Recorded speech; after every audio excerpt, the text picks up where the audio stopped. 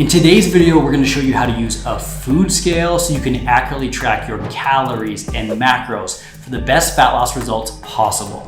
To help me do this, I have Coach Josie on board who's going to show you exactly how it's done. Hey everyone, Coach Josie here, and today I will be showing you how to use a food scale. Let's go ahead and get started with what you'll need. First things first, you will need a digital food scale. The one I have right here is from Amazon. It was about $20. However, you can find a bunch of different other options online or even at a store like Target or Walmart near you. Now, when you're shopping for a food scale, there are a couple of things you want to keep in mind. First, you want to make sure that your food scale has multiple units of measurement. Make sure it can measure a wide variety of things like grams, milliliters, ounces, and pounds. Most scales will come with all of these, but it doesn't hurt to double check. Second, you can choose between a battery-operated scale or a rechargeable one. The scale I have here takes AAA batteries, but there are also rechargeable ones, which are super convenient and save you from having to hunt for batteries. The next thing you're going to need is a nutrition tracking app. I personally like using the app Macros First, but you can use MyFitnessPal, Chronometer, or whatever one that you prefer.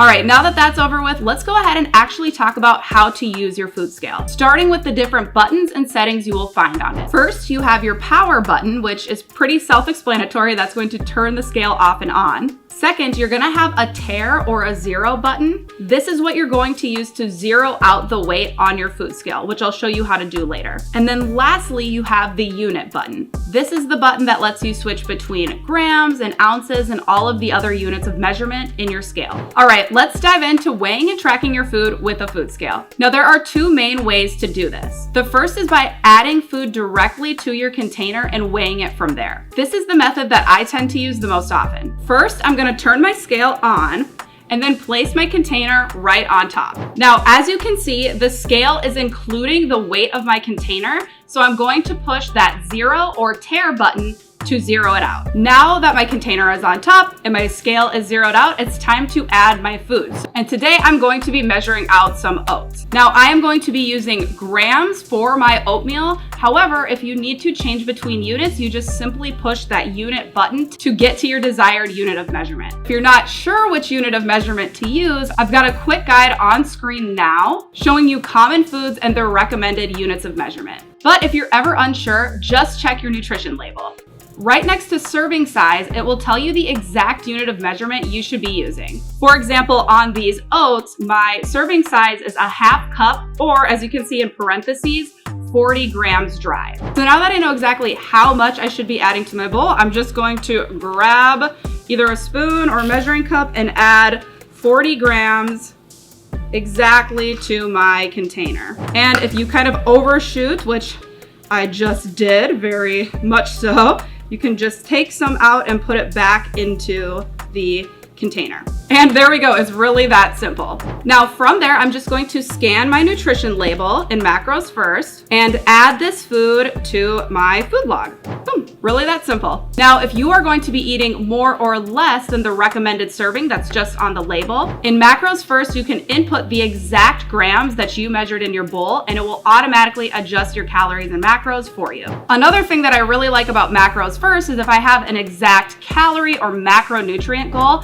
I can simply scroll down, enter in that goal, and the Macros First will tell me exactly how much food I need to weigh in grams to reach those goals. Now, in most tracking apps, you can actually switch the units of measurement to match what you're using on your food scale. For example, if I wanted to measure my oats in ounces instead of grams, I can change that unit of measurement in my app. And this feature is available in almost every single tracking app out there. For this specific food, I'm gonna stick to grams, but do keep this in mind as you start tracking. So now I know I have exactly 40 grams of oats in my bowl. And the cool part is if I want to add other ingredients like blueberries or a nut butter, I can just zero out my scale and start measuring from there. And there is no need for a new container, which is an awesome perk of having a food scale. So that is our first method, directly into the container.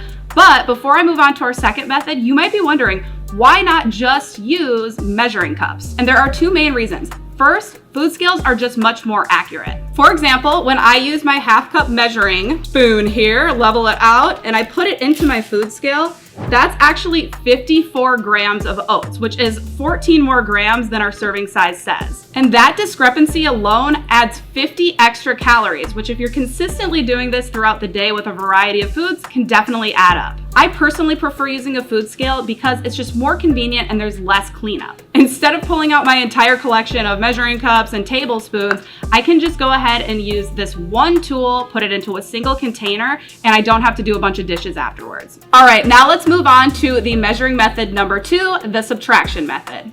This method is perfect for things like peanut butter or margarine, basically anything that's tricky to put back if you've taken too much out. Here is how it works. So first you are going to take the lid off your container. I'm using peanut butter for this example, and you're going to put it on your scale and zero it out. Now, instead of adding food to the container, you are going to take some out. Now, I want about a tablespoon of peanut butter, which is gonna be 16 grams. So I'm going to scoop out peanut butter until my scale hits 16 grams, or for mine, it'll say -16, showing that I'm subtracting. And boom, there we go. So now I have 16 grams of peanut butter. I can put the lid back on this, put this into my smoothie, my oats, whatever I'm using it for, and I'm good to go. And that's a basic rundown of how you can use your food scale to weigh and measure your food. But before we go, here are a few more quick tips that will help you get the most accuracy when weighing, measuring, and tracking your food for fat loss. First up, what's the difference between weighing your food cooked versus raw? For foods like pasta and rice, or meats like chicken and steak, the weight will vary a lot after cooking. For example, rice will weigh more after cooking because it's absorbed water, while chicken breast will weigh less because it loses water while cooking. In general, it's better to weigh your ingredients raw and then enter that number into your tracking app. This is because the nutrition label is typically referring to that raw weight.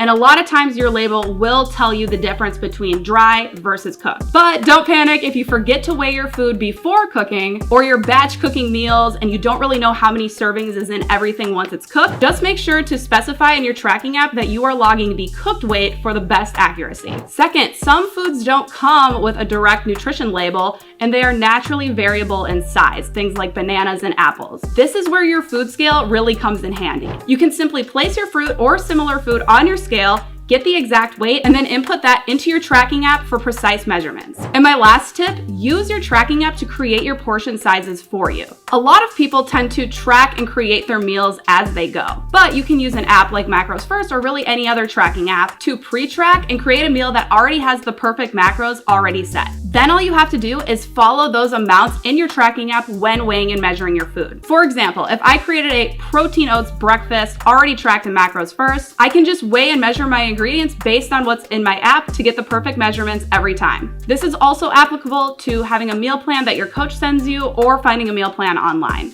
And that's it.